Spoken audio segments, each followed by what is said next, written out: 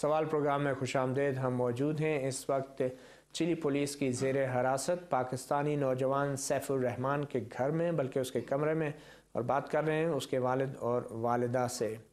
محمود احمد خان صاحب، آپ نے ذکر کیا اپنی فیملی کے حوالے سے کہ پہلے بھی آپ امریکہ جاتے رہے ہیں اور آپ کے پوری فیملی کے ویزا لگے ہوئے ہیں. آج سے پہلے کوئی اس طرح کا کبھی واقعہ آپ کے ساتھ؟ 85 سے جی ہم امریکہ جاتے رہے ہیں، بلکہ میں پوری فیملی کے ساتھ گیا تھا جب میرے بیٹے نے ڈبل ماسٹر کنٹکی اسٹیٹ سے کیا تھا.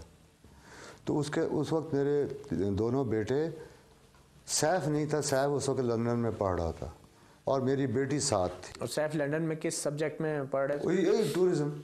اچھا، ٹورزم ڈپلوما اس میں کر رہے تھے. ہاں، اس میں وہ لندن اس وقت تھا. تو اس وقت آپ کے پاس کیا کوئی ڈیول نیشنلٹی ہے یا امریکی نیشنلٹی بھی ہے؟ جی نہیں، مجھے الحمدللہ میں احسان مند ہوں امریکن گورنمنٹ کا کہ میں نے جب بھی ویزا اپلائی کیا اپنے لیے یا میری فیملی کے لیے، انہوں نے بلا حیل و حجت مجھے ویزے دیے. آج کل ویزا ملنا اتنا آسان تو نہیں ہوتا. پتہ نہیں، واللہ عالم، بینگ ایز میرا پروفیشن ایسا تھا. کیا پروفیشن؟ میں الیکٹرو میڈیکل انجینئر ہوں. ہاسپٹل کے جتنے میڈیکل ایکوپمنٹ ہیں میں ان کی ریپیئر انسٹالیشن کرتا ہوں. اور میں Pakistan institute of medical sciences سے ریٹائرڈ ہوا ہوں. اب میں اپنا پارٹ ٹائم جاب کرتا ہوں، جو بھی میں ٹیلی فون پہ مجھے آرڈر مل جاتا ہے.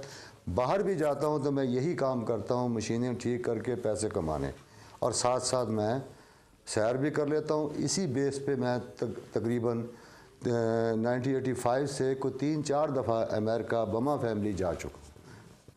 سیف بھی میرے ساتھ گیا ہے جب وہ چھوٹا تھا، تقریباً 14-15 سال کا، اور اس کے بعد بھی امریکہ گئے تھے.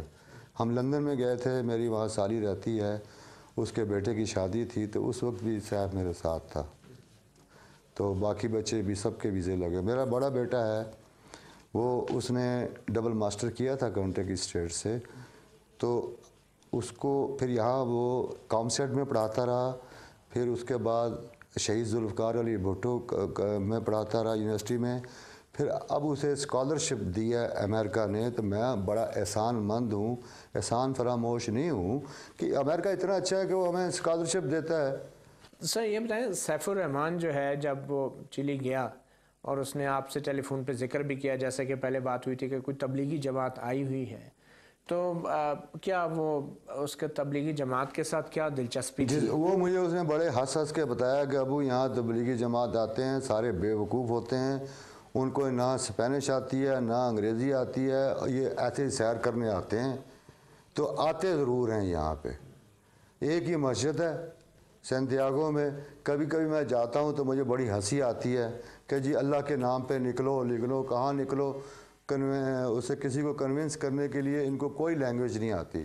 یہ پتہ نہیں یہ کیسے چل پڑتے ہیں، ان کو ویزا کیسے مل جاتا ہے. تو آپ کے بیٹے کو لینگویج آتی تھی تو انہوں نے بھی اس تبلیغی جماعت میں تبلیغ وغیرہ کی؟ نہیں جی، کبھی میرا بیٹا کبھی تبلیغ میں نہیں گیا. وہ اس چیز کو مانتا ہی نہیں کہ یہ جو ہے نا یہ طریقہ غلط ہے. تو پھر وہ گیا کیوں، کس مقصد کے لیے؟ صرف جمعہ پڑھنے جاتا تھا مسجد میں، تو وہاں اسے تبلیغی جماعت والے مل جاتے تھے. علاوہ کو کبھی نہیں جاتا تھا. اس کا وہی وہاں کام، صرف جمعہ پڑھتا تھا، اس کو عادت ہے جمعہ پڑھنے کی. باقی وہ نماز کبھی پڑھتا تھا کبھی نہیں پڑھتا. تو پھر بار بار سوال ابھرتا ہے کہ اس کے سامان میں وہ کیسے وہ چیز آ سکتی ہے؟ کچھ ذرات ہیں، مطلب بغیر وجہ کے یہ کیوں؟ آپ کے خیال میں کوئی سازش ہے، کیا مسئلہ ہے؟ اس میں کوئی اللہ ہی جانتا ہے. آپ کچھ بتائیں. اس نے جب پیش کیا گیا تھا پہلی دفعہ اسے اس کے عدالت میں، تو اس نے دی ہے، سارے سوالوں کے جواب دیے ہیں. تو آپ وہ وہاں سے دکھا سکتے ہیں سب کو. اس نے خود اپنی زبانی کیا کہا، کیونکہ ہماری تو ملاقات نہیں ہوئی اس سے کہ کیا ہوا ہے. اس نے خود اپنی زبانی بتایا. آپ سمجھ سکتے ہیں کہ اس کا سامان شاید کسی اور کی نگرانی میں رہا ہو اور اس کی توجہ نہیں. وہ کہتا کہ پہلے سب انہوں نے چیک کر لیا، پھر انہوں نے کہا ایوری تھنگ از اوکے. اس کے بعد میرے ڈاکومنٹس لے گئے، تو پھر مجھے لاک اپ میں بند کر دیا. یہ اس نے خود اپنی زبانی بتایا.